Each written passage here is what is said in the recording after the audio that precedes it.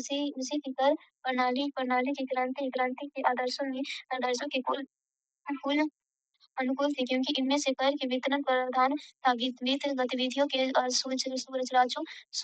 सुचारू बनने के लिए उसने ब्लैक ऑफ फ्रांस की स्थापना की है। इसके अलावा फ्रांस के बाहर यूरोप में भी उस क्रांति के प्रतिनिधि के रूप में देखा गया। निर्बल निर्बल तथा क्रांति का शत्रु नेपोलियन ने क्रांति के कुछ महत्वपूर्ण आदर्शों को उल्टा उल्टा दिया। उसने फ्रांस के में गणतंत्र को स्थापना कर राजतंत्र की स्थापना कर दिया। फिर उसने अपनी पैतृक परंपरा को शासक से जोड़ने का प्रयास किया। उसने लोगों की स्वतंत्रता को कुचल दिया। उसने जनमत का उपयोग अपनी स्थिति को मजबूत करने के लिए किया। फिर समानता को भी उसने अपना ढंग से परिभाषित किया गया है। उसके लिए समानता का अर्थ अवसरों की समानता थी, न कि आर्थिक समानता। नेपोलियन कोड ने एक परिवारों की महिलाओं को पुरुष के अधीन कर दिया। जहाँ क्रांति का बल प्रत्येक पर रहा था वही नेपोलियन ने अप्रत्यक्ष कर पर बल दिया। उसी प्रकार मुक्ति अर्थव्यवस्था की जगह उसका बल वाणिज्यवादी नीति पर बल रहा था।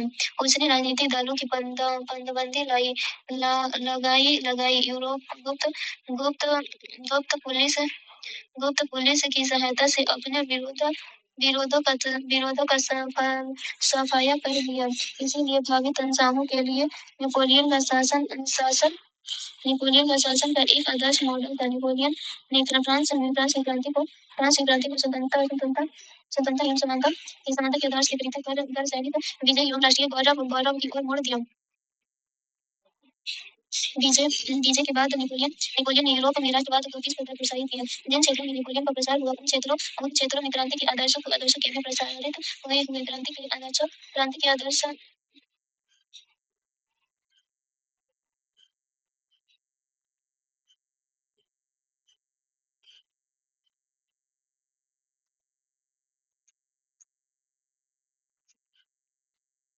जिन क्षेत्रों में नेपोलियन का प्रसार हुआ उन क्षेत्रों में क्रांति के आदर्श प्रसारित हुए। क्रांति के आदर्शों ने नेपोलियन के समाज को वैधता प्रदान की थी। अपने विजय क्षेत्रों में इसने समाजवाद को समाप्त किया, चर्च के साथ संबंध को पुनर्स्थापित किया और नेपोलियन कोड को लागू किया।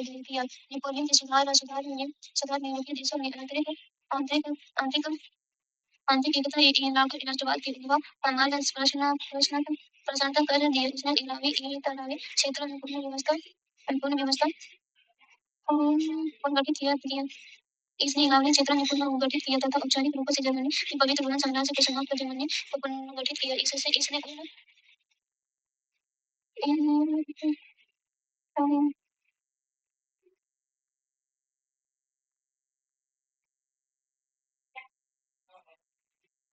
क्षेत्रों के भावी एकीकरण के नवीन माध्यम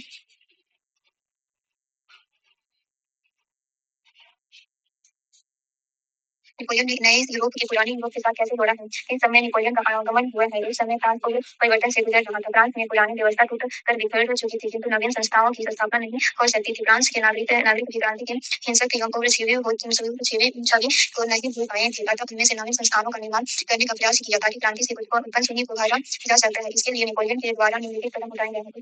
क्रांति को रूप के विचार से प्रेरित जो मार्क्यूस और वाल्टियर के विचार की ओर मोड़ दिया है। उसने प्रशासनिक केंद्रीकरण पर बल दिया है। अतः प्रत्येक विभाग में प्रेफेक्ट तथा स्थानीय प्रशासन में प्रेफेक्ट जैसे अधिकारियों की नियुक्ति की है। उसने वर्गीय विशेषाधिकार को समाप्त कर दिया है, किंतु साथ ही लोगों की मूलभूत स्वतंत्रता की स्वीकृति नहीं दी है। सैद्धांतिक रूप में उन्होंने समानता को स्वीकार किया, लेकिन समानता को अपने ढंग से परिभाषित किया है। इसके लिए समानता का अर्थ था अवसरों की समानता, आर्थिक समानता। जहाँ क्रांति ने प्राप्त स्वतंत्रता व्यापार की नीति पर जोर दिया, वहीं नेपोलियन ने वाणिज्य नीति पर बल दिया है। नेपोलियन ने अपनी राजनीतिक शक्ति को सीमित करने के लिए धन का उपयोग किया है। जैसे कि हम जानते हैं कि क्रांति के मध्य लोगों ने चर्च की संपत्ति पर हमला कर उसे राज्य की संपत्ति में बदल कर लिया था। इसीलिए रोम के कोड के साथ फ्रांस का संबंध विच्छेद हो गया था। अतः नेपोलियन ने 1801 में कोड के साथ एक समझौता कर लिया। इसके आधार पर चर्च के कुछ अधिकार पुनर्स्थापित कर दिए गए हैं। नेपोलियन के वास्तविक उद्देश्य धर्म का उपयोग कर अपनी राजनीतिक शक्ति को सीमित करना था, परंतु इस तरह में नेपोलियन क्रांति के मूल आदर्शों से हटता चला गया। फ्रांस में गणतंत्र की जगह राजतंत्र स्थापित हो गए। सरकार की प्रतिनिधित्वात्मक व्यवस्था समाप्त हो गई। जिम्मेसी संप्रदाय पर आबादी लगी, जबकि समानता एवं बंधुता जैसे शब्दों ने अपने अर्थ खो दिए हैं। इस प्रकार क्रांति के साथ नेपोलियन के बड़े ही जटिल संबंध थे। नेपोलियन की महाद्वीपीय व्यवस्था अपनी साम्राज्यवादी सफलताओं की ऊंचाई पर पहुंचने के बावजूद नेपोलियन ब्रिटेन को नहीं हरा सकता था। अतः संधि के पश्चात नेपोलियन ने ब्रिटेन के विरुद्ध गहन आर्थिक नाकाबंदी करने का निर्णय लिया है। इसे पूर्व 1814 में ही बर्लिन घोषणा में वर्ल्ड महाद्वीप व्यवस्था का प्रारूप ला चुका था। रूस के समर्थन के बाद इस योजना को भी अधिक सफलता होने की संभावना थी। इस योजना के अनुसार यह आदेश जारी किया गया कि ब्रिटेन का कोई जहाज फ्रांस अथवा उसके मित्र राज्य को बंदरगाह पर लंगर नहीं डाल सकता है। नेपोलियन की योजना के दो उद्देश्य थे। प्रथम, ब्रिटेन के निर्यात को ठप करना। दूसरा, यूरोपीय व्यापारों से ब्रिटिश वस्तुओं को फ्रांसीसी वस्तुओं की भी स्थापना करना। बदले में ब्रिटेन ने क्रांति प्रतिक्रिया दिखाई तथा उनसे अन्य देशों से यात्रा रोक दिया। नेपोलियन की योजना की सफलता दो बातों पर निर्भर थी। पहले फ्रांस के पास ऐसी समक्ष नौसैनिक हो जो तस्वीर को रोक सके। दूसरी, फ्रांस का औद्योगिक उत्पादन का आधार इतना मजबूत हो कि वह ब्रिटिश वस्तुओं के अभाव की क्षतिपूर्ति कर सके। किंतु ऐसा संभव नहीं हुआ तथा यूरोप में उपभोक्ता वस्तुओं की बड़ी कमी हो गई। इसे जन असंतोष तथा जन आंदोलन को जन्म दिया। इस जन आंदोलन का फायदा उठाकर यूरोप शासकों ने नेपोलियन के विरुद्ध एक संगठन कायम कर लिया। अतः महाद्वीपीय व्यवस्था एक ऐसी दोधारी तलवार सिद्ध हुई जिसने ब्रिटेन की तुलना में फ्रांस को अधिक क्षतिग्रस्त कर दिया है। नेपोलियन के पतन के क्या कारण थे? फ्रांसीसी क्रांति के उद्देश्यों और नेपोलियन के साम्राज्य के वास्तविक के बीच विद्यमान विरोधाभास एवं नेपोलियन द्वारा किए गए कुछ नीति भूल के कारण नेपोलियन के साम्राज्य का पतन हुआ। नेपोलियन के साम्राज्य का अंतर्विरोध। नेपोलियन यूरोप में क्रांति का अग्रदूत बनकर आया था। अतः यूरोप के मध्य वर्गों ने उसका स्वागत किया था। परंतु शीघ्र ही नेपोलियन की साम्राज्यवादी नीति प्रकट होने लगी तथा फ्रांस की क्रांति के आदर्श जैसे समानता, स्वतंत्रता एवं नागरिक अधिकारों और नेपोलियन के साम्राज्यवाद के बीच अंतर्विरोध प्रकट हो गया। फिर यूरोपीय मध्य वर्ग ने नेपोलियन को अस्वीकार कर दिया। फ्रांस एवं नेपोलियन की सफलता का बड़ा कारण रहा था नारगर सिंह सेना की अवधारणा, किंतु आगे अन्य यूरोपीय देशों ने इस अवधारणा को अपना लिया जिससे नेपोलियन की विशिष्ट जाती रही है। निर्यात की भूल। नेपोलियन की महाद्वीप व्यवस्था ने ब्रिटेन से अधिक स्वयं फ्रांस को क्षतिग्रस्त कर दिया है। यूरोप में उपभोक्ता वस्तुओं की बड़ी कमी हो गई है जिससे इसने जन असंतोष तथा जन आंदोलन को जन्म दिया है। इस जन आंदोलन का फायदा उठाकर यूरोप शासक ने नेपोलियन के विरुद्ध एक संगठन कायम कर लिया है। मास्को अभियान उसकी एक राजनीतिक भूल सिद्ध हुआ है। वस्तुतः 1812 ईस्वी में नेपोलियन बोनापार्ट ने मास्को अभियान किया है। इसका कारण रूस द्वारा महाद्वीप व्यवस्था का उल्लंघन था। किंतु जार ने राजनीतिक कुशलता का परिचय देते हुए अपनी सेना को लेकर साइबेरिया में शरण ले लिया। नेपोलियन मास्को में आत्मसमर्पण का इंतजार करता रहा। इस दौरान ठंड, महामारी एवं भूख के कारण उसकी सेना की व्यापक क्षति हुई है। यह अभियान सिद्ध करता है कि इस काल तक नेपोलियन तर्कसंगत निर्णय लेने की स्थिति में नहीं था। वह पूर्व के इतने विनाशक अभियान पर निकल गया था कि जबकि पश्चिम में उसका सबसे बड़ा प्रतिद्वंद ब्रिटेन अभी भी अजीवित था। नेपोलियन यूरोप में क्रांति का अग्रदूत था। इस कथन का आलोचनात्मक परीक्षण कीजिए। उत्तर, नेपोलियन का फ्रांस की क्रांति से दोहरा संबंध रहा है। एक तरफ वह क्रांति के राजदूत के रूप में यूरोप में स्थापित हुआ, वहीं दूसरी तरफ आगे वह स्वतंत्रता के शत्रु के रूप में यूरोप से बाहर खदेड़ा गया। जब नेपोलियन फ्रांस से बाहर निकल कर यूरोप पहुंचा तो उसे एक सिंहासनारूढ़ जैकोबियन क्रांति के रूप में पहचाना गया। यूरोप के किसान नेपोलियन की ओर उम्मीद भरी नजरों से देख रहे थे। उसी प्रकार यूरोप मध्य वर्ग उस उद्गार के रूप में देख रहा था। उसकी दृष्टि में नेपोलियन स्वतंत्रता तथा नागरिक अधिकारों का जीवित रूप था। फिर नेपोलियन जहां भी गया वहां उसने समानतावाद का अंत किया, चर्च को नियंत्रण किया तथा नेपोलियन कोड को लागू कर दिया। नेपोलियन के इन सुधारों से लोगों में नए उत्साह का संचारण हुआ। किंतु शीघ्र ही फ्रांस की क्रांति के आदर्श तथा नेपोलियन के समाजवाद की सच्चाई के बीच विरोधाभास सामने आने लगा तथा फिर यूरोप की जनता ने नेपोलियन को अस्वीकार कर दिया है। नेपोलियन ने विभिन्न क्षेत्रों में संसाधनों का दोहन किया तथा अपनी साम्राज्यवादी महत्वाकांक्षा को पूरा करने के लिए संबंधित क्षेत्रों में से बड़ी संख्या में सैनिक की बहाली की। अब यूरोपीय लोगों के शासन की सच्चाई को समझने लगे हैं। फिर स्पेन के जल विद्रोह ने उसके अंत की शुरुआत कर दी तथा यूरोप शासन ने इस जल विद्रोह का लाभ उठाकर नेपोलियन को पराजित कर दिया है। इस तरह फ्रांस की क्रांति का अग्रदूत नेपोलियन यूरोपीय लोगों की श्रद्धा एवं घृणा दोनों का पात्र बना है। फ्रांस की क्रांति का महत्व एवं विरासत। फ्रांस की क्रांति के तत्कालीन रूपों में फ्रांस एवं यूरोप को परिवर्तित किया, परंतु दीर्घकालीन स्तर पर इसने विश्व इतिहास की दिशा ही बदल दी। उदारवादी विचारधाराएं अर्थात प्रतिनिधात्मक सरकार, मानव तथा व्यक्ति के अधिकारों को मान्यता प्रदान की है। फ्रांस की क्रांति की सफलता सबसे प्रमुख देन है राजनीति में भागीदारी के प्रोत्साहन। इसने राजनीति के स्वरूपों को ही बदल दिया है। इससे आधुनिक राष्ट्रवाद की अवधारणा रखी है जो जनता की शक्ति पर आधारित था। इसी के परिणाम स्वरूप इटली और जर्मनी का एकीकरण संभव हुआ। इनसे गणतंत्रवाद एवं प्रजातंत्र के विचारों को भी प्रोत्साहन दिया है। जैकोबियन शासन के काल में समाजवाद के तत्व या समाजवादी विचारधाराओं को भी प्रोत्साहन मिला है। फ्रांस की क्रांति के विचारों में से तत्कालीन रूप में लैटिन अमेरिकी उपनिवेशों में स्वतंत्र आंदोलन को बल मिला है। आगे एशिया महाद्वीप पर भी उसका प्रभाव देखा गया है। उदाहरण के लिए टीपू सुल्तान राजा राजा राम मोहन राय के व्यक्तिगत पर भी फ्रांस की क्रांति के विचारों का प्रभाव था। फ्रांस की क्रांति की सीमाएं इसकी शुरुआत स्वतंत्रता, समानता और बंधुत्व के आदर्श वाक्यों के साथ हुई थी, लेकिन यह लोकतांत्रिक आदर्शों को लागू करने से बहुत दूर रही है, क्योंकि इनसे सार्वत्रिक मताधिकार की जगह सीमित मताधिकार को लागू किया है। 26 अगस्त 1789 ईस्वी को पुरुषों और नागरिकों के अधिकारों की घोषणा हुई, किंतु महिलाओं को इससे वंचित रखा गया तथा वर्ष 1946 तक आकर ही सार्वत्रिक प्रयास से मताधिकार को स्वीकृत मिली है। इस क्रांति के मध्य वर्ग और निम्न वर्ग के बीच संबंधों का प्रश्न अनुत्तरित रहा है। आगे रूस की क्रांति ने इसका उत्तर देने का प्रयास किया है। स्पष्ट कीजिए कि अमेरिकी एवं फ्रांसीसी क्रांतियों के आधुनिक विश्व की आधारशिलाएं किस प्रकार निर्मित की थी। प्रश्न विश्लेषण। इस प्रश्न में निम्नलिखित के ई वर्ड है। अमेरिकी क्रांति, फ्रांस की क्रांति, आधुनिक विश्व आधारशील। स्पष्ट कीजिए। जाहिर है कि प्रश्न हाइपोथेटिकल है। इस प्रश्न में आपको केवल समाहित के बिंदु दर्शाने होंगे। इससे अमेरिकी क्रांति तथा फ्रांस की क्रांति को पृथक पृथक देखने के बजाय संयुक्त रूप में देखने की जरूरत है तथा उनमें से आधुनिकता के समान बिंदु को खोज कर निकालना है। चूंकि विश्व शब्द का भी प्रयोग हुआ है, इसीलिए पश्चिम विश्व से बाहर भी उसके प्रभाव को और संकेत करना है। उत्तर अमेरिकन क्रांति एवं फ्रांस की क्रांति ने यूरोप के आधुनिकीकरण की उस प्रक्रिया को लगभग पूरा कर दिया जो पूर्ण जागरण एवं प्रबंधन के साथ आरंभ हुई थी। एक दृष्टि से ये क्रांतियां प्रबंधन के विचारों का क्रियान्वयन एवं क्रियान्वयन थी। फिर इसी के द्वारा लाए गए बदलावों ने न केवल यूरोप पर अपितु अन्य महाद्वीपों पर भी अपना प्रभाव छोड़ा। अमेरिकी क्रांति एवं फ्रांस की क्रांति के द्वारा आरंभ किए गए आधुनिकीकरण राजनीतिक, आर्थिक एवं सामाजिक विविध क्षेत्रों में व्याप्त हुआ है। राजनीतिक क्षेत्र में इसकी अभिव्यक्ति जन भागीदारी के आरंभ तथा गणतंत्रवादी एवं प्रजातांत्रिक विचारों के प्रभाव के रूप में देखी गई है। अमेरिकी क्रांति की पहचान एक लिखित संविधान के आधार पर संयुक्त राज्य अमेरिका गणतंत्र के रूप में स्थापित हो गया। पहली बार जनगणना ने मिलकर एक आधुनिकीकरण राष्ट्र का गठन किया है। फ्रांस की क्रांति उसकी अगली कड़ी थी। क्रांति के पश्चात फ्रांस एक गणतंत्र के रूप में स्थापित हुआ तथा फिर उसने उग्रवाद, राष्ट्रवाद, समाजवाद एवं प्रजातंत्र जैसी आधुनिक विचारधाराओं को बल प्रदान किया। इसने न केवल फ्रांस में अपितु यूरोप के अन्य क्षेत्रों में भी साम्यवाद का खात्मा कर दिया। आर्थिक क्षेत्र में पूंजीवाद एक नए आर्थिक मॉडल के रूप में विकसित होकर आए। सामाजिक क्षेत्र में पूंजीवाद के पूरक के रूप में व्यक्तिवाद उभर कर आया। उसने व्यक्ति एवं मानव के मूलभूत अधिकारों की मांग उठाई। फ्रांस की क्रांति के मध्य पुरुष एवं मानव अधिकार की घोषणा हुई है। सबसे बढ़कर अमेरिकी संविधान ने व्यक्ति के मौलिक अधिकारों को स्वीकृति प्रदान की है। आगे 19वीं सदी के पूर्वार्ध में इस विचारों का प्रभाव लैटिन अमेरिका के स्वतंत्र आंदोलन पर देखा गया था। 19वीं सदी के उत्तरार्ध में भारत, चीन एवं जापान जैसे एशिया देश पर भी देखा गया है। इस प्रकार उपयोग परिवर्तन आधुनिकीकरण की दिशा में एक बड़ा परिवर्तन था। फ्रांस की क्रांति ने जितनी इससे अपेक्षा की गई थी बहुत कम पाया। इसी कथन के प्रकाश में फ्रांस की क्रांति का मूल्यांकन कीजिए। उत्तर लेखन से पूर्व प्रश्नों को ध्यानपूर्वक पढ़ते हुए कीवर्ड का चयन कीजिए। इस प्रश्न के कीवर्ड है क्रांति जितनी इससे अपेक्षा उतना नहीं पाया। कथन के प्रकाशों में इस प्रश्न का आपका मार्ग स्पष्ट कर दिया गया है, अर्थात चूंकि इस कथन के प्रकाश में है, अतः हम इस वाक्यार्थ को सिद्ध करना है। फ्रांस की क्रांति विश्व में एक विभाजक रेखा बनकर आई। इससे पुरातन व्यवस्था को सशक्त चुनौतियां दी। उनकी क्रांति के द्वारा किए गए वाक्यों एवं वास्तविक उपलब्धियों के बीच एक खाई बनी रही है। इनमें से साम्यवाद के अंत की घोषणा की, अतः फ्रांस स्वतंत्रता किसानों का देश बन गया है।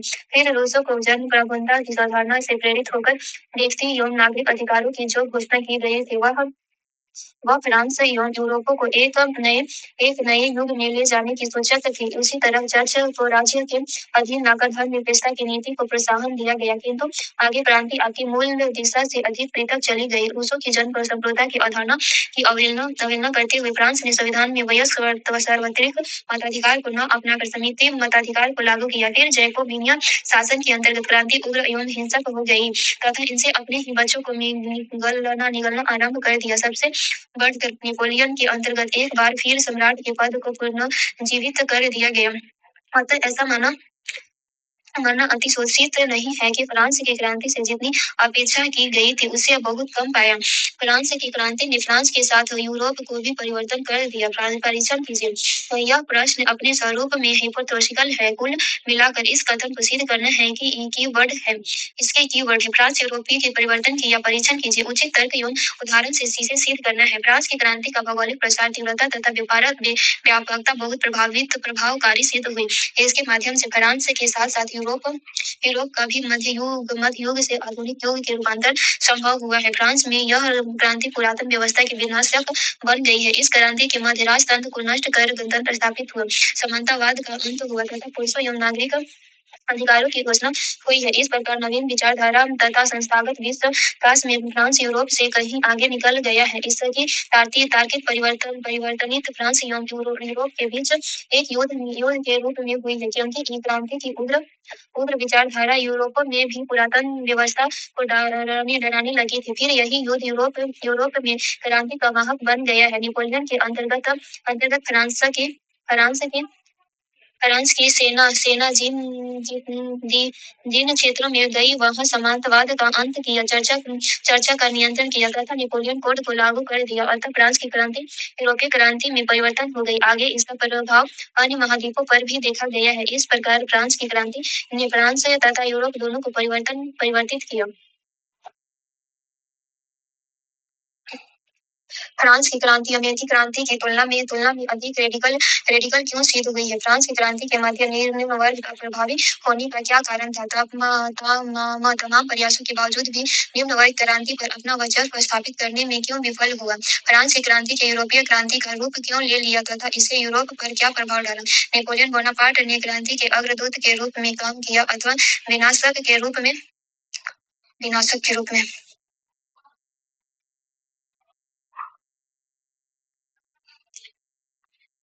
प्रमुख मुद्दे इस टॉपिक में फ्रांस के क्रांति के पश्चात राजनीतिक परिदृश्य का ज्ञान प्राप्त होता होगा। इसका अध्ययन कर हम जान सकेंगे कि किस प्रकार की 19वीं सदी का यूरोप फ्रांस की क्रांति के विरासत में संघर्ष करता रहा था। इस टॉपिक में निम्नलिखित शामिल होंगे। पिछले नेपोलियन ने क्रांति के अग्रदूतों के रूप में प्रचलित व्यवस्था को ध्वस्त कर दिया था। अतः नेपोलियन की पराजय के पश्चात फिर एक बार यूरोप में परंपरावादी शक्तियां सक्रिय हो गई और उन्हें एक यूरोप कांग्रेस के माध्यम से पुरानी व्यवस्था को बहाल करने का प्रयास किया। किंतु फ्रांस की क्रांति से निकली हुई दो विचारधाराएं उदारवाद एवं राष्ट्रवाद ने यूरोपीय व्यवस्था को सशक्त चुनौती दी। अंततः संपूर्ण 19वीं सदी तक यूरोप में पुरानी व्यवस्था तथा नवीन विचारों के बीच संघर्ष चलता रहा तथा इस क्रम को 19वीं सदी में अनेक यूरोपीय क्रांति घटित हुई है, जिनके माध्यम से परिवर्तन होता रहा। 19वीं सदी के यूरोप में उग्रवाद की तुलना में राष्ट्रवाद जैसी विचारधारा कहीं अधिक प्रभावी सिद्ध हुई है तथा इसके प्रभाव में निम्नलिखित परिवर्तन देखे गए हैं। राष्ट्रवाद ने एक मजबूत सीमत पर काम करते हुए पश्चिम यूरोप देशों को पहले की तुलना में अधिक संगठित कर दिया है। राष्ट्रवादी विचारधारा ने 19वीं सदी में विभाजित इतालियन और जर्मन क्षेत्रों को आधुनिक राष्ट्रों के रूप में संगठित कर दिया है, परंतु उसी राष्ट्रवाद ने ऑटोमन साम्राज्य, रूसी साम्राज्य एवं हैब्सबर्ग साम्राज्य के में विभिन्न भाषी तथा नस्लीय समूहों के बीच राष्ट्रवादी आकांक्षा जाकर विघटन को प्रोत्साहन दे दिया है। फिर आगे राष्ट्रवाद ने उग्रवाद के रूप ले लिया है। एकीकृत जर्मनी ने यूरोप में शक्ति संतुलन को चुनौती दे डाली और ऑटोमन साम्राज्य का विघटन ने वलाकन की समस्या को जन्म दे दिया है। इसके सबसे परिणाम स्वरूप यूरोप प्रथम विश्व की कगार पर आ गया है।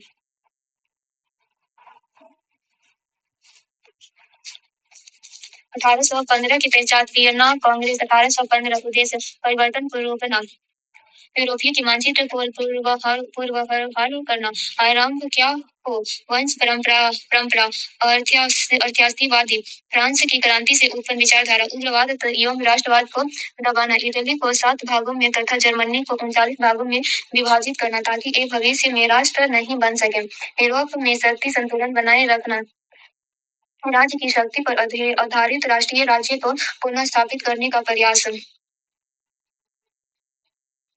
वियना कांग्रेस नेपोलियन की पराजय के पश्चात विजेता विजेता देशों में चार प्रमुख देश उभर कर आए थे ब्रिटेन, ऑस्ट्रेलिया, रूस और फ्रांस।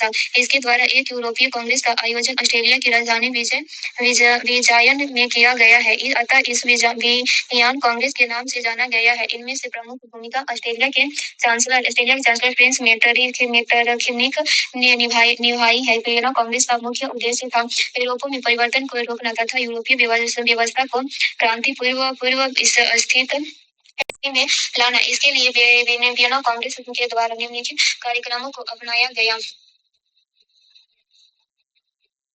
1815 का यूरोप के मानचित्र का पुनर्निर्धारण नेपोलियन के विजय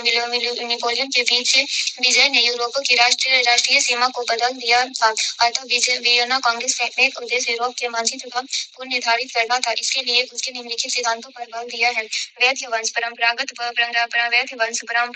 बल, अर्थात जिस क्षेत्रों में जिस वंश का शासन रहा हो उस क्षेत्रों में उसी वंश के शासन को कायम करना ताकि परिवर्तन को रोका जा सके। यथास्थितिवाद अर्थात परिवर्तन को रोकना। वियना कांग्रेस का प्रयास जनता की आकांक्षाओं को दबाते हुए पुरानी व्यवस्था अर्थात राजतंत्र, कुलीन वर्ग और चर्चा के पुनर्स्थापित करना था। फ्रांस की क्रांति से उत्पन्न रेडिकल विचारधाराओं, उग्रवाद और राष्ट्रवाद को दबाना। इस लक्ष्य को प्राप्त करने के लिए इटली एवं जर्मनी को एक सोची समझी नीति के तहत विभाजित कर दिया गया है, जिससे पहले नेपोलियन ने पुनर्संगठित कर दिया था। जो जर्मन क्षेत्र को नेपोलियन के पुनः संगठित करके 200 छोटे छोटे राज्यों से 16 राज्यों में बांटा था, किंतु वियना कांग्रेस ने इसका पुनः विभाजन करते हुए उन्हें 39 राज्यों में बांट दिया है। इसमें शक्तिशाली राज्य प्रसा था जो एक यूरोपीय शक्ति भी थी तथा फिर इस पृथक 38 छोटे छोटे राज्य थे। फिर इनकी प्रतिनिधित्व के लिए जर्मनी में फ्रैंकफर्ट नाम स्थान पर पार्लियामेंट की स्थापना की गई है। साथ ही ऑस्ट्रेलिया को उनके संरक्षक के रूप में शामिल कर दिया गया ताकि परिवर्तन को रोका जा सके। इटालियन क्षेत्र को 7 भागों में बांट दिया गया है। पीडमोंट एवं सर्डिनिया को शक्तिशाली राज्य के रूप में स्थापित किया गया है। लेपोर्टिना एवं वेनेजुएला को पृथक ऑस्ट्रेलिया के अधीन किया गया तथा परमा, मोडेना एवं अस्टार्सिन को हैब्सबर्ग वंश के अधीन कर दिया गया है। वहीं नेपल्स एवं सिसिली में बोर्बो वंश के शासक को स्थापित किया गया था। मध्यवर्तीय क्षेत्रों में पोप का राज्य स्थापित किया गया। इस प्रकार वियना कांग्रेस ने इटली को इस प्रकार विभाजित कर दिया कि मेटरनिख के शब्दों में वह महज भौगोलिक अभिव्यक्ति बनकर रह गया। यूरोप से शक्ति संतुलन की पुनः स्थापित करना। मानचित्र एवं वियना कांग्रेस के पश्चात यूरोप जैसा कि हम देखते हैं कि फ्रांस की क्रांति ने वेस्टफैलिया व्यवस्था को ध्वस्त कर दिया था। इस व्यवस्था ने राष्ट्र की निश्चित भौगोलिक सीमा पर बल दिया था और राज्य के राष्ट्र की अवधारणा को स्थापित किया था। परंतु फ्रांस की क्रांति की अपील भौगोलिक सीमाओं के अतिक्रमण कर रही थी तथा जन संप्रभुता की अवधारणा ने राजा के राष्ट्र को जनता के राष्ट्र के रूप में परिवर्तित कर दिया था। अतः वियना कांग्रेस वेस्टफैलिया पद्धति को पुनः बहाल करना चाहती थी। साथ ही वह शक्ति संतुलन को भी पुनः स्थापित करने के लिए प्रतिबद्ध थी। शक्ति संतुलन को पुनः स्थापित करने के क्रम में वियना कांग्रेस के द्वारा निम्नलिखित कदम उठाए गए हैं। भविष्य में फ्रांस के यूरोपीय शक्ति संतुलन के लिए खतरा न बन सके इसके लिए इसके पड़ोसी देशों एवं पड़ोसी देशों को शक्तिशाली बनाने का लक्ष्य रखा गया है। इस क्रम में नॉर्वे को स्वीडन से जोड़ दिया गया है। फ्रांस के उत्तर पूर्व में हैंडलैंड और बेल्जियम को जोड़कर नीदरलैंड का गठन किया गया है। प्रसा को शक्तिशाली बनाने का दोहरा उद्देश्य था। प्रथम वह फ्रांस की शक्ति को संतुलित कर सके और दूसरे वह रूस की शक्ति को भी संतुलित कर सके। इसीलिए प्रसा को सैक्सनी क्षेत्र का एक भाग और फ्रांस से पड़ोस में राइनलैंड का एक भाग दिया गया है। इटली में हाउस ऑफ सेवल पहले केवल पीडमोंट पर शासन करता था, परंतु अब उसे सर्डिनिया एवं जेनेवा का भाग दिया गया है। वियना कांग्रेस द्वारा स्थापित निरंतरता की शक्ति। वियना कांग्रेस का प्रयास था निरंतर की शक्ति को मजबूत बनाना। निरंतर शक्ति थी राजतंत्र, कुलीन वर्ग एवं चर्च। जैसे ही हमने पीछे देखा कि फ्रांस की क्रांति एवं यूरोप में फ्रांस के विस्तार के कारण संस्थाओं काफी क्षतिग्रस्त हो गई थी। अतः राष्ट्रीय के संचालन मेटरनिख के नेतृत्व में वियना कांग्रेस पुरानी व्यवस्था को बहाल करने के लिए प्रतिबद्ध थी। इसके लिए मेटरनिक ने एक व्यवस्था कायम की जिसे मेटरनिक पद्धति का नाम दिया जाता है। मेटरनिक पद्धति के निम्नलिखित पहलू थे। इसके अनुसार क्रांति आर्थिक सामाजिक कारणों से घटित नहीं होती बल्कि गुप्त संगठन के कारण घटित होती है। अतः अगर षड्यंत्र पर काबू पा लिया जाए तो क्रांति को रोका जा सकता है। क्रांतिकारी विचारों को दबाने के लिए यूरोप राष्ट्र को एक संगठन के रूप में बांधकर काम करना चाहिए। इस क्रम में कंसर्न ऑफ यूरोप का गठन किया गया था। इसमें ब्रिटेन, ऑस्ट्रेलिया, रूस, फ्रांस तथा फ्रांस 5 देशों में शामिल थे। उसके अनुसार विदेश नीति घरेलू नीति की ही विस्तार होती है। उसका मानना था कि अगर किसी दूसरे देशों में क्रांति हो रही हो तो फिर उस क्रांति की समूह रूप से दबा दिया जाना चाहिए। मेटरनिक पद्धति का फल यूरोप में शक्ति संतुलन बनाए रखने पर रहा था। उसके विचार में यह युद्ध एकमात्र विकल्प है। वियना व्यवस्था को परिवर्तन की शक्ति के द्वारा चुनौती, किंतु दूसरी तरफ परिवर्तन की शक्ति भी सक्रिय हो गई है और वियना व्यवस्था को चुनौती देने लगी। परिवर्तन की शक्तियाँ वैचारिक और भौतिक दोनों थी। वैचारिक शक्तियाँ उदारवाद अर्थात एक लैटिन शब्द लिबरल से निकला है जिसका अर्थ होता है स्वतंत्रता अथवा आजादी। मोटे तौर पर पुरातन व्यवस्था के विरुद्ध मध्य वर्ग के द्वारा जो परिवर्तन की मांग उठाई गई उसे उदारवाद के रूप में जाना गया है। उदारवाद मध्यवर्गीय आकांक्षाओं को व्यक्त कर रहा था। इसका मुख्य बल राजनीतिक क्षेत्र में प्रतिनिधित्वात्मक सरकार, आर्थिक क्षेत्र में मुक्ति, अर्थव्यवस्था तथा सामाजिक क्षेत्र में व्यक्ति की स्वतंत्रता पर था। राष्ट्रवाद 16वीं से 17वीं सदी के यूरोपीय के सामंतवाद के विघटन के साथ राष्ट्रीय राज्य की सीमा निर्धारित होने लगी थी। राजतंत्र के द्वारा स्थापित राष्ट्रीय राजतंत्र आंतरिक रूप से विभाजित था क्योंकि प्रजा को आसान स्तर प्राप्त नहीं था। विभाजन का आधार कुलीनता धर्म क्षेत्र आदि था। आधुनिक राष्ट्रवाद के युग में ही ऐसा संभव हुआ कि राष्ट्र एवं समाज की दूरी समाप्त कर दी गई है। जब धर्म क्षेत्र जैसे विभाजन को समाप्त कर प्रजा को एक ही दर्जा मिल गया है, अब वह प्रजा की जगह नागरिक कहा जाने लगा है। इसे निम्नलिखित डायग्राम के मध्य से समझा जा सकता है। 19वीं सदी का राष्ट्रवाद। आधुनिक राष्ट्रवाद 16वीं सदी के राष्ट्रवाद राजा, कुलीन वर्ग, चर्चा, जन सामान्य और आधुनिक राष्ट्र सरकार, नागरिकरण, जनता।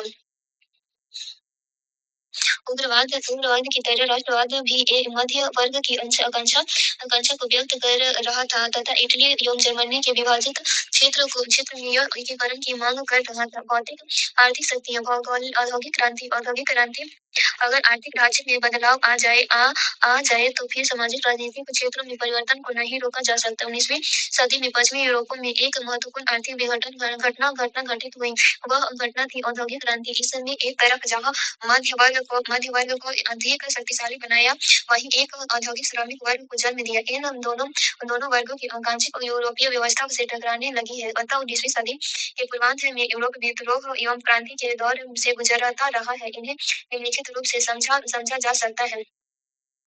1820 के दशक का विद्रोह यह फ्रांस में आरंभ हुआ जब कुछ क्रांतिकारियों ने फ्रांस के शासक लुई 18वीं के उत्तराधिकार डायूक डी बेरी की हत्या कर दी और फिर वह विद्रोह कुछ इटालियन राज्यों में और बेल्जियम तथा स्पेन में फैल गया। इस क्रम में सबसे महत्वपूर्ण विद्रोह था यूनान का विद्रोह। यूनान ईसाई बहुल क्षेत्र था, परंतु वह ऑटोमन साम्राज्य के अधीन था जो एक मुस्लिम साम्राज्य था। इसीलिए यूरोपीय शक्ति ने विजय व्यवस्था को दरकिनार करते हुए यूनान की स्वतंत्रता का समर्थन कर दिया।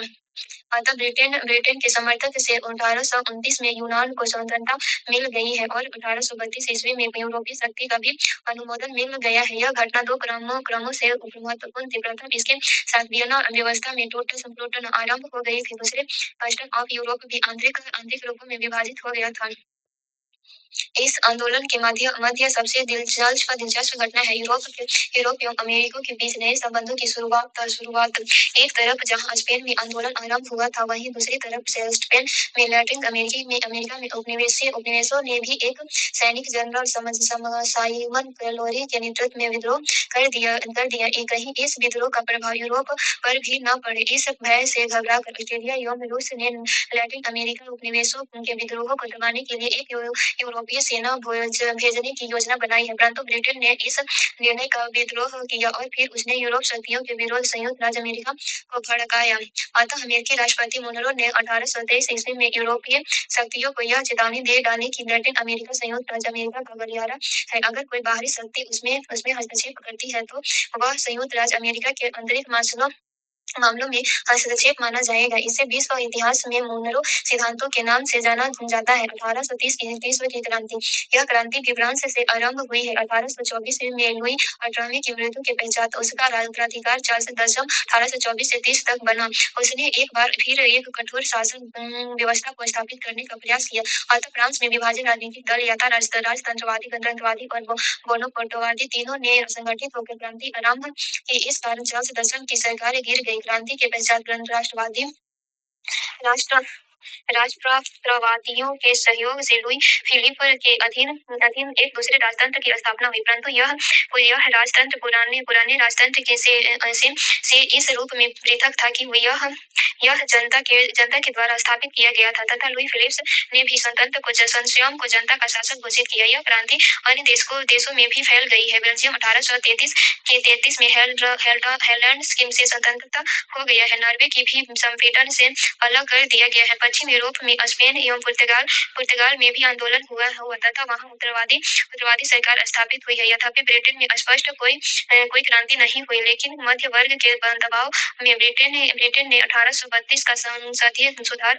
कानून पारित किया है। इसके तहत 6 लाख नए मतदाताओं को मताधिकार प्रदान किया गया। 1830 की क्रांति में अपेक्षाकृत पश्चिमी यूरोप में सफलता रही, किंतु मध्य यूरोप एवं पूर्व यूरोप में परिवर्तन को दबा दिया गया।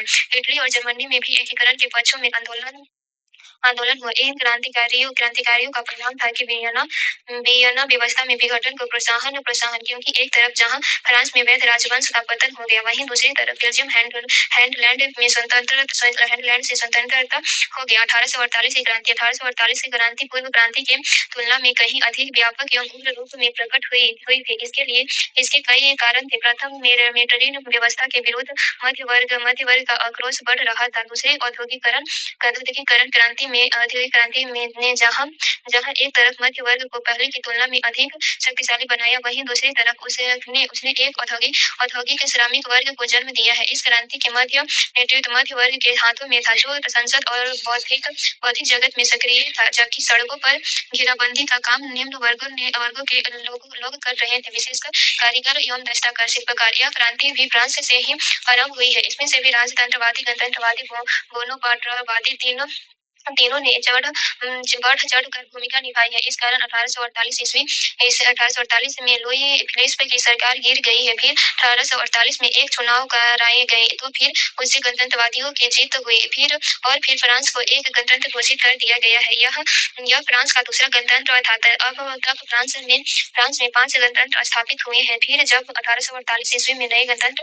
के चुनाव कराए गए, इसमें बोनापार्टवादियों की जीत हुई और नेपोलियन का भी भतीजा लुई नेपोलियन तीसरा प्रेसिडेंट के पद पर निर्वाचित हुआ। किंतु 4 वर्ष के अंदर ही फ्रांस के एक दूसरे गणतंत्र को समाप्त कर उसने स्वयं को फ्रांस का सम्राट घोषित कर दिया। उधर पश्चिम यूरोप के अन्य देशों में भी बदलाव समूह किया गया। स्पेन एवं पुर्तगाल में संवैधानिक मांग उठी, अर्थात नए संविधान को स्थापित किया गया। मध्य यूरोप में ऑस्ट्रेलिया में भी आंदोलन तीव्र हो गया। अंततः मेटरनिक देश छोड़कर भाग गया और ब्रिटेन में शरण ले ली, परंतु आगे ऑस्ट्रेलिया के सम्राट ने रूस की सहायता से इस क्रांति को दबा दिया। ब्रिटेन में इस क्रांति ने 1848 के चर्चित आंदोलन का रूप ले लिया। उधर इटली और जर्मनी में राष्ट्रीय एकीकरण के पक्ष में आंदोलन आरंभ हो गया, परंतु दोनों ही क्षेत्रों में राष्ट्रवादियों की हार हुई और एकीकरण का प्रयास विफल हो गया। कुल मिलाकर पश्चिमी यूरोप में कुछ हद तक परिवर्तन सफल हुए, परंतु मध्य यूरोप और पूर्वी यूरोप में यह प्रयास विफल हो गया।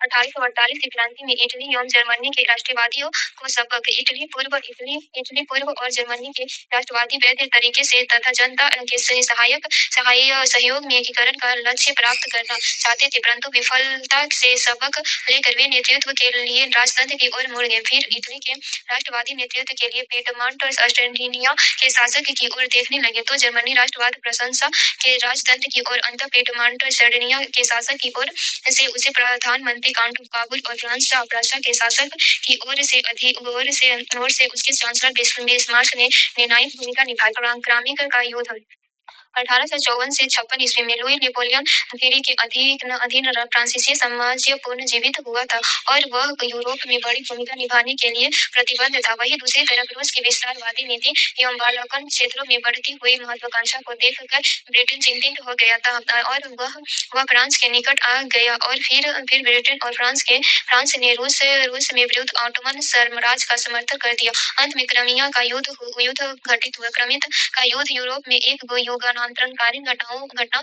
बन गई है। इस युद्ध में एक अनुदारवादी शक्ति रूप पराजित होकर यूरोप की सक्रिय राजनीति से हट गया है। सबसे बढ़कर दो अनुदारवादी शक्तियां रूस और ऑस्ट्रेलिया के बीच मतभेद उभर कर आया है। इसका सीधा परिणाम था यूरोप की अनुदारवादी शक्ति का कमजोर हो जाना, चूंकि अब रूस से अलग हट गया था। इसीलिए यूरोपीय व्यवस्था की सुरक्षा दायित्व अकेले ऑस्ट्रेलिया के सिर आ गया है, जो ऑस्ट्रेलिया नहीं कर सकता था। इटली और जर्मनी के एकीकरण को इस संदर्भ में भी समझने की जरूरत है। आगे उपयुक्त दोनों घटकों अर्थात इटली एवं जर्मनी के राष्ट्रवादी की परिवर्तन नीति में क्रमिकियन के युद्ध में एक अनुदारवादी शक्ति रूप रूस की हार ने इटली एवं जर्मनी के एकीकरण का प्रोत्साहन दिया है। 19वीं 19वीं शताब्दी के यूरोप पर आधुनिक राष्ट्रवाद का यूरोप पर प्रभाव। एकीकरण आंदोलन और विघटन आंदोलन। एकीकरण आंदोलन पश्चिमी यूरोप के देश। इन देशों में कम से कम सांस्कृतिक विविधता की तथा प्रबलता और फ्रांस की क्रांति में मध्य से इन क्षेत्रों का तेजी से आधुनिकीकरण हुआ। अंत में ये शीघ्रता से आधुनिक राष्ट्र में ढल गया, यथा France, Britain, Spain, Holland, Belgium, पुर्तगाल आदि। विघटनकारी आंदोलन। ऑटोमन हब्सबर्ग और रूसी साम्राज्य। ये साम्राज्य अपने स्वरूप में भाषाभाषी और बहु-नस्लीय थे। सबसे बढ़कर ये मध्य युग इन ही बने रहे थे। इन्होंने अपना आधुनिकीकरण नहीं किया गया था, इसीलिए उन्नत क्षेत्रों में राष्ट्रवाद ने विघटनकारी आंदोलन को प्रोत्साहन दिया और पृथक नस्लीय समूहों के लोग अपने पृथक राष्ट्र का समझने लगे। इटली के एकीकरण के मार्ग में बाधाएं। इटली के क्षेत्र में सात राज्य में विभाजित था और जाहिर है कि इन राज्यों में स्वतंत्रता शासक थे जो एकीकरण को स्वीकार नहीं करते। फिर उत्तरी और दक्षिणी इटली आर्थिक रूप में विभाजित था। उत्तरी इटली अपेक्षाकृत अधिक विकसित था तो दक्षिणी इटली कम विकसित था। वही एक सोची समझी नीति के तहत मध्यवर्ती इटालियन क्षेत्र को संपोप के अधीन कर दिया गया था ताकि इटली के दोनों भागों को परस्पर जोड़ा न जा सके। दूसरी तरफ एकीकरण के स्वरूपों के विषय में भी मतभेद था। या था एकीकरण पोप के अधीन है, पेडमोंट सार्डिनिया के अधीन हो या फिर गणतंत्र के अधीन। इसके अतिरिक्त इटली के एकीकरण के मार्ग को एक समस्या यह थी कि इटली में किए जाने वाला कोई भी परिवर्तन ऑस्ट्रेलिया के अनुमोदन के बिना संभव नहीं था। इटली के एकीकरण में विभिन्न व्यक्तियों की भूमिका तथा एकीकरण की प्रगति। इटली के एकीकरण का संपर्क में ने पूर्ण था, वह एक समर्पित गणतंत्रवादी था। वह गणतंत्र के अधीन इटली का एकीकरण लाना चाहता था, परंतु पीडमोंट सार्डिनिया के प्रधानमंत्री काउंट काबूल ने सैनिक एवं अंतर्राष्ट्रीय कूटनीति का सहारा लेकर एकीकरण के कार्य को आगे बढ़ाया। उसका प्रयास था कि एकीकरण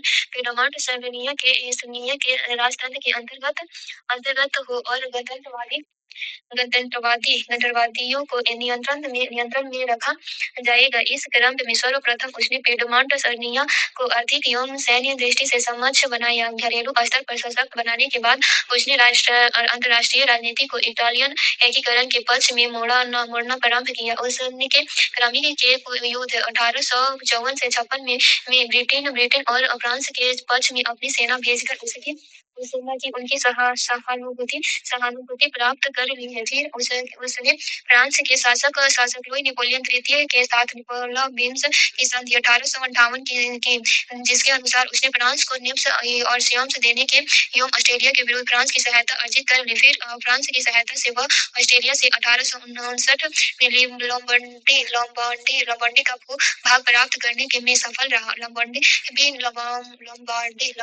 के विलय के बाद कबूतर जनमत संग्रह के मध्य से परंपरा में मिराना और तस्कीनी का विलय विद्यमांडर सर्डिनिया के साथ करने में कायम रहा। उत्तरी इटालियन राज्यों के इटली के बाद काबूल का लक्ष्य पूरा हो गया। अब काबूल दक्षिण में नेपल्स और सिसिली की ओर नहीं बढ़ना चाहता था, किंतु दूसरी तरफ गैरीबाल्डी, जो जर्मनी का ही शिष्य रहा था, इसे अधूरे एकीकरण से संतुष्ट नहीं था। इसीलिए 1859 में उसने दक्षिण इटली अर्थात नेपल्स और सिसिली दोनों राज्यों को जन आंदोलन के माध्यम से इटली में विलय करा दिया। इस क्रम में पोप के क्षेत्रों पर भी कब्जा कर लिया गया। अब केवल इन दो क्षेत्र बच गए थे, वेनेलिया और रोम की जिनकाएं विलय जर्मनी के एकीकरण के साथ हुआ है। इस प्रकार संयुक्त इटली का निर्माण हुआ। जर्मनी के एकीकरण में बाधाएं। वियना कांग्रेस ने जर्मनी को 39 राज्यों में विभाजित कर दिया था, अतः इस क्षेत्रों में स्वतंत्र शासकों के रहते हुए व्यवहारिक रूपों में एकीकरण संभव नहीं था। दूसरी तरफ जर्मनी में ऑस्ट्रिया तथा प्रुसिया दो शक्तियों के बीच प्रतिस्पर्धा चल रही थी, तो इसकी प्रतिस्पर्धा को देखते हुए कोई बड़ा परिवर्तन संभव नहीं था। सबसे बढ़कर जर्मनी मध्य यूरोपीय क्षेत्रों में स्थित था, इसके एकीकरण अथवा यूरोप में शक्ति संतुलन का बिगड़ जाना अतः वेस्टफालिया की संधि के काल से ही यूरोपीय शक्ति का यह प्रयास था कि इस क्षेत्र का एकीकरण नहीं हो। विशेषकर फ्रांस इस एकीकरण का विरोध रहा था। जर्मनी क्षेत्रों की एकीकरण की दिशा में प्रेरित 19वीं सदी को पूर्व में जर्मनी राष्ट्रवाद की प्रगति होने लगी थी, जिसमें जर्मनी दार्शनिकों को क्रांतिकारी विचारों ने अहम भूमिका निभाई थी। फिर औद्योगिक क्रांति ने जर्मनी के एकीकरण के लिए भौतिक आधार तैयार किया है। वस्तुतः वीना कांग्रेस के द्वारा प्रुसिया को लौह एवं कोयला उत्पादक राइनलैंड का भूभाग दिया गया था, जिसके कारण औद्योगिक क्रांति पहले प्रुसिया में आरंभ हुई। इसका एक स्वाभाविक परिणाम था रेलवे का विकास, जिसने जर्मनी क्षेत्रों के बीच भौगोलिक दूरी व्यावसायिक रूप से कम कर दी है और इस राजनीतिक एकता को बल प्रदान किया है। फिर जर्मनी क्षेत्र की आर्थिक सफलता ने 1834 ईस्वी में एक चुंगी संघ अथवा जालवेरिन के गठन का मार्ग प्रशस्त किया है, जिसके परिणाम स्वरूप जर्मन राज्यों का प्रयास के साथ आर्थिक एकीकरण हो गया है। आर्थिक एकीकरण राजनीतिक एकीकरण की गारंटी नहीं होता है। यद्यपि यह सही है कि जर्मन राज्य जालवेरिन के माध्यम से प्रुसिया के साथ एकीकृत हो गए थे, जबकि ऑस्ट्रिया उससे बाहर रह गया था। अतः जब प्रुसिया ने राजनीतिक एकीकरण की दिशा में कदम बढ़ाया तो ऑस्ट्रिया के विरोध के कारण यह विफल हो गया। यह बात स्पष्ट हो गई थी कि ऑस्ट्रिया के विरोध के कारण राजनीतिक एकीकरण की दिशा में प्रगति अत्यधिक कठिन थी। वस्तुतः एकीकरण की दिशा में एक गांठ पड़ चुकी थी, जिसे खोला नहीं जा सकता था, बल्कि तलवार से ही काटा जा सकता था। यही बिस्मार्क की भूमिका प्रबल हो जाती है। फ्रांस के चांसलर बिस्मार्क ने कूटनीति एवं सैनिक उपयोगों का सहारा लेकर जर्मनी के एकीकरण के लक्ष्य को पूरा किया है। 1862 में वह जर्मनी के चांसलर के पद पर नियुक्त आगे उसने प्रुसिया के नेतृत्व में जर्मनी के एकीकरण का लक्ष्य रखा है। इस क्रम में बिस्मार्क के द्वारा निम्नलिखित कदम उठाए गए हैं। बिस्मार्क ने अंतर्राष्ट्रीय राजनीति को अपने पक्ष में कर लिया। इस क्रम में उसने लुई नेपोलियन तीसरा को राइन क्षेत्र में थोड़ा भाग देने का स्पष्ट आश्वासन देकर उसकी निष्पक्षता प्राप्त कर ली। फिर उसने इटली के साथ भी ऑस्ट्रिया के विरुद्ध एक समझौता कर लिया। वह एक असवरवादी कूटनीतिज्ञ था। अंतर्राष्ट्रीय राजनीति में वह हमेशा विकल्पों को खुला रखता था और अंतिम क्षणों में भी अपनी निर्णय बदल लेता था। पूरी तैयारी करने के पश्चात उसने ऑस्ट्रिया को युद्ध के लिए उकसाया। अतः 16वां का युद्ध घटित हुआ। 16वां का युद्ध 1866 ईस्वी में। इस युद्ध में इटली की भी प्रुसिया के साथ रहा था। फिर इस युद्ध में फ्रांस की निष्पक्षता जीतकर प्रुसिया ने ऑस्ट्रिया को पराजित किया और इसके साथ ही मार्च 1866 ईस्वी में प्लगा की संधि के द्वारा उत्तरी जर्मन राज्यों का विलय प्रुसिया के साथ हो गया। सूडान का युद्ध 1870 बिस्मार्क इस बात को जानता था कि फ्रांस के रास्ते से हटाए बिना दक्षिण जर्मनी राज्यों का विलय संभव नहीं था। अतः उसने फ्रांस के साथ युद्ध की परिस्थितियां निर्मित की और सूडान के युद्ध में फ्रांस को बुरी तरह पराजित कर दिया। इसके साथ ही दक्षिण जर्मनी राष्ट्रों का विलय फ्रांस के साथ हो गया। इस प्रकार 1871 में प्रुसिया के नेतृत्व में एकीकृत जर्मन राष्ट्र का जर्मन राष्ट्र का उदय हुआ, परंतु जर्मनी का एकीकरण फ्रांस के अपना अपमानित करके करके पूरा किया गया था। इतना ही नहीं, अफ्र अफ्र फैक और फ्रैंकफर्ट की संधि 1870 के आधार पर फ्रांस से वेल्स और रेन का क्षेत्र क्षेत्र क्षेत्र भी छीन लिया गया। अतः आगे फ्रांस और जर्मनी के बीच अस्थायी अस्थायी शत्रु का बीज पड़ गया। राष्ट्रवाद का विघटनकारी प्रभाव।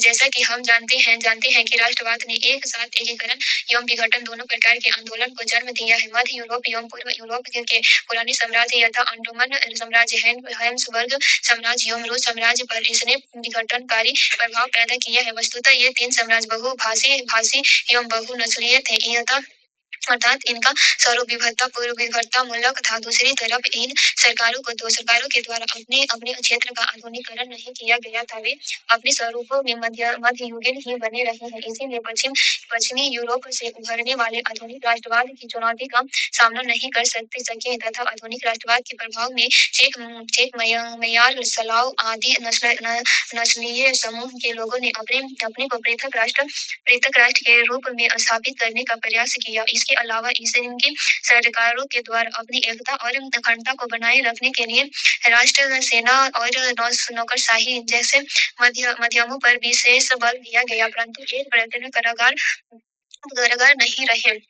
इसीलिए इन साम्राज्यों पर विघटन के लिए दबाव बढ़ रहा था, परंतु आरंभ में विघटन के सामना ऑटोमन साम्राज्य को करना पड़ा। हैब्सबर्ग भारत साम्राज्य और रूसी साम्राज्य ने अपने विघटन को प्रारंभ में रोक लिया, परंतु आगे प्रथम विश्व युद्ध के पश्चात यूरोप शक्तियों ने हैब्सबर्ग साम्राज्य को विभाजित कर दिया, जबकि रूसी साम्राज्य 20वीं सदी के अंतिम दशक तक चलता रहा है।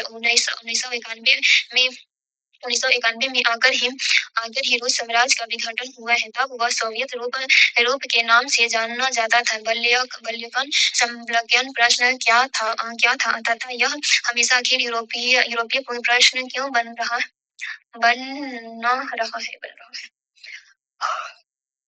ऑटोमन साम्राज्य के अंतर्गत पूर्वी यूरोप का क्षेत्र, जिसमें से एक ईसाई जनसंख्या निवास करती थी, बल्कन क्षेत्र कहा जाता था। इस क्षेत्र में विघटन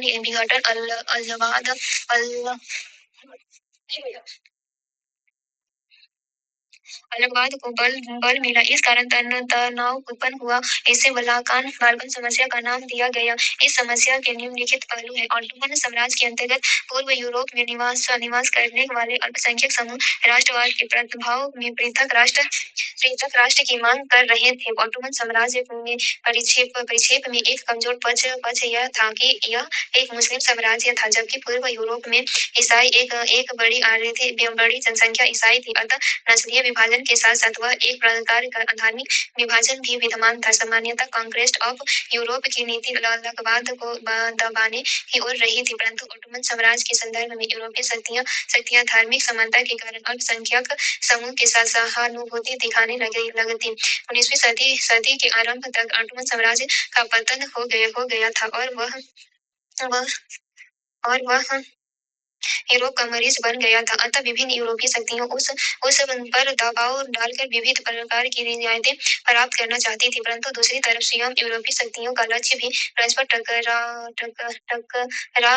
रहा था, जिस कारण उनके बीच तनाव उत्पन्न होता था। उदाहरण के लिए रूस ऑटोमन साम्राज्य के अंतर्गत एक दूरगामी एवं एक अल्पकारी हित था। दूरगामी हित था ऑटोमन साम्राज्य को विभाजित कर सके, एक बड़े भाग पर कब्जा कर लेना। वहीं अल्पकारी हित तथा सागर के मुहाने पर डार्नेशनल एवं बास्फोट दो जलमंडलों मध्य पर नियंत्रण स्थापित करना, ताकि रूस का युद्धपोत सीधी तौर पर काला सागर से भूमध्य सागर में आ सके। परंतु रूस गतिविधियों में ब्रिटेन चिंतित था। एक तरफ ब्रिटेन को यह डर था कि अगर ऑटोमन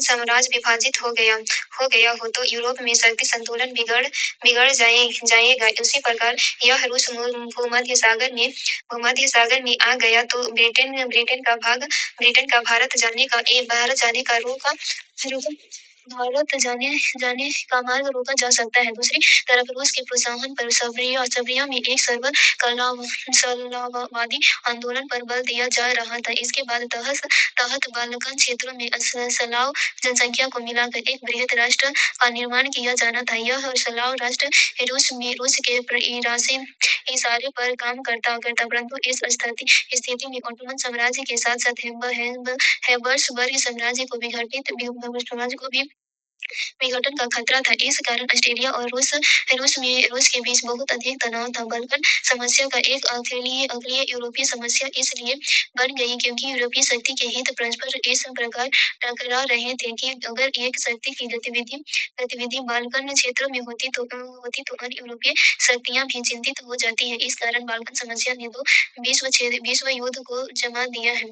ऑटोमन साम्राज्य का विघटन तथा स्वतंत्र राज्यों की स्थापना। संपूर्ण 19वीं सदी से लेकर लगभग प्रथम विश्व युद्ध तक ऑटोमन साम्राज्य का निरंतर विघटित होता रहा तथा स्वतंत्र राज्यों की स्थापना होती रही। उदाहरण के लिए 1832 तक यूनान की स्वतंत्रता रूस जनसंख्या के अंतर्गत 1859 में मोल्डाविया और बेल्जियस को मिलाकर स्वतंत्र रोमानिया का निर्माण। 1878 में बर्लिन कांग्रेस के द्वारा सवेरिया और मोंटेनीग्रो की संख्या स्वतंत्रता की स्वीकृति की। 1885 में बल्कान जनसंख्या की पहल पर स्वतंत्र बल्गारिया का निर्माण। युवा तुर्क आंदोलन की प्रक्रिया में 1912 से 13 में बाल्कन युद्ध घटित और फिर इस युद्ध की पहचान 1913 के लंदन सम्मेलन को स्वतंत्र अल्बानिया का निर्माण। निरंतर विघटन के तंग आकार ऑटोमन साम्राज्य प्रथम विश्व युद्ध में जर्मनी के खेमे में चला गया था और फिर वह युद्ध हार गया। फिर मित्र राष्ट्रों ने ऑटोमन साम्राज्य का खत्म करने की योजना बनाई है। तभी एक सैनिक जनरल मुस्तफा कमाल पाशा का उद्भव हुआ है। मुस्तफा कमाल ने मित्र राष्ट्रों पर सैन्य दबाव बनाकर ऑटोमन साम्राज्य के विघटन को रोक दिया और फिर उसने टॉम्स साम्राज्य के बचे हुए भाग का आधुनिकरण करके उसे आधुनिक तुर्की राष्ट्र घोषित कर दिया। 19वीं सदी में राष्ट्रवाद ने यूरोप में एकीकरण एवं विभाजन दोनों प्रकार के आंदोलन को प्रोत्साहन दिया है। स्पष्ट कीजिए यह प्रश्न अपने स्वरूप में हिपोथेटिकल है। इसके कीवर्ड है एकीकरण, विभाजन, यूरोप। स्पष्ट कीजिए इस कथन को केवल सिद्ध करना है। राष्ट्रवाद का यूरोप पर प्रभाव। पश्चिमी यूरोप आंतरिक यूरोप से संगठित किया है। इटली और जर्मनी विभाजन क्षेत्रों को एकीकृत किया है। ऑटोमन हैब्सबर्ग और रूस साम्राज्य भाषाई एवं नस्लीय आधार पर विघटनकारी तत्वों को प्रोत्साहन। उत्तर 19वीं सदी के यूरोप में राष्ट्रवाद एक क्रांतिकारी विचारधारा सिद्ध हुआ है। शायद ही किसी दूसरी विचारधारा ने यूरोप पर इतना गहरा प्रभाव छोड़ा जितना राष्ट्रवाद ने। से एक ही साथ एकीकरण एवं विभाजन दोनों प्रकार के आंदोलन को बल प्रदान किया है। एक तरफ पश्चिमी यूरोप के देश अर्थात फ्रांस, ब्रिटेन, स्पेन आदि थे जो पहले से ही राष्ट्रीय राज्य के रूप में ढल चुके थे। अतः आधुनिक राष्ट्रवाद के प्रभाव में 19वीं सदी में वे आंतरिक रूप से अधिक संगठित हुए। वही इटली एवं जर्मनी जैसे विभाजन क्षेत्रों पर आधुनिक राष्ट्रवादी विचारधाराओं ने क्रांतिकारी प्रभाव छोड़ा तथा वियना कांग्रेस एवं मेटरनिख व्यवस्था के तमाम प्रयासों के बावजूद 1870 एवं 70 तक एक आधुनिक राष्ट्र के रूप में संगठित हो गया। किंतु दूसरी तरफ पुराने साम्राज्य पर जो अपने स्वरूपों में बहुभाषा भाषी एवं बहुनस्लीय थे, राष्ट्रवाद का विघटनकारी प्रभाव देखा गया है। यद्यपि 19वीं सदी में रूस साम्राज्य एवं हैब्सबर्ग साम्राज्य अपने को बचाने में कामयाब रहे, परंतु ऑटोमन साम्राज्य विघटन का शिकार हो गया। इस प्रकार राष्ट्रवाद को यूरोप पर भी विभेदकारी प्रभाव देखा गया। फ्रांस की क्रांति ने जितना उससे अपेक्षा की गई थी, उसे बहुत कम पाया। क्या आप जानते हैं? क्या